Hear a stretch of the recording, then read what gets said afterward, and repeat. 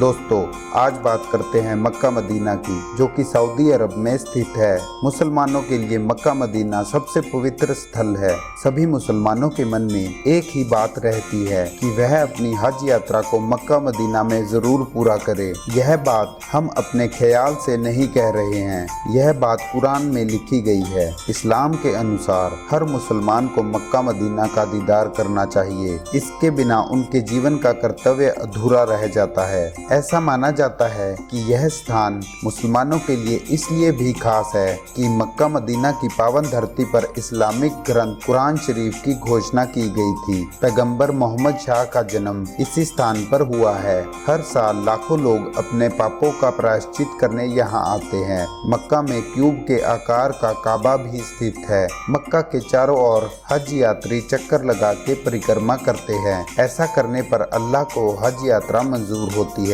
Saudi अरब में सबसे गर्म स्थल पर यह पवित्र स्थान स्थित है। सऊदी अरब की अधिकतर धरती उपजाऊ नहीं है। सऊदी अरब में बारिश न के बराबर होती है। मक्का मदीना में हिंदुओं का जाना मना है। कुरान में बताया गया है कि काबा जैसा जमीन पर बनाया गया है, वैसा जन्नत में भी स्थित है, जहां लगभग हर दिन 70,000 यात्री परिक्रमा करते हैं। काबा का निर्माण एक बार नहीं बल्कि कई बार किया गया है। काबा पर किसी आपदा या अन्य वजह से नुकसान हो ही जाता था, जिस वजह से इसको दोबारा बनाना पड़ता था। काबा में आखिरी बार 1996 में बदलाव किया गया है। काबा में आखिरी बदलाव इस तरह किया गया है कि कोई आपदा इस पर कोई नुकसान ना पहुंचा सके। अमीर लोग काबा को अपने तरीके से बनवाना चाहते थे, लेकिन वह ऐसा नहीं कर पाए क्योंकि उन लोगों के पैसे पवित्र तरीके से नहीं लाए गए थे। पहले काबा में 2 दरवाजे और खिड़की थी।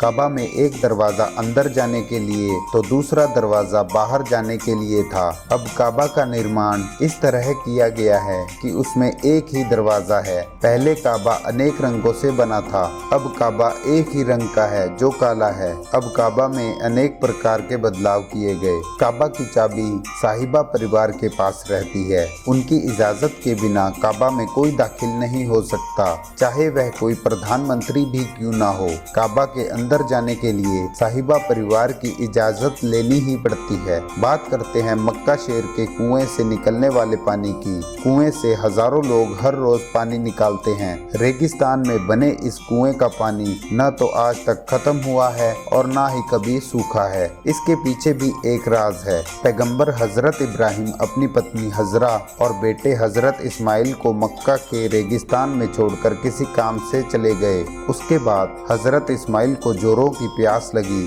प्यास की वजह से हजरत इस्माइल अपने पैरों की एड़ियों को रेगिस्तान में रगड़ने लगे। तब वहाँ ऐसा कुछ हुआ, इस्माइल जहाँ अपनी एड़ियाँ रगड़ रहे थे वहाँ पानी निकलना शुरू हो गया। तभी वहाँ इस कुएं का निर्माण हुआ। मुस्लिम समुदाय इस कुएं के पानी को बहुत ज्यादा अहमियत देते हैं। कुएं के पानी को जमजम पानी भी बोलते हैं। क्या कहना है आपका इस पवित्र स्थल के बारे में? हमें कमेंट बॉक्स में कमेंट करके बताएं। वीडियो के लिए एक लाइक का बटन जरूर दबाएं और हमारे चैनल को सब्सक्राइब करें।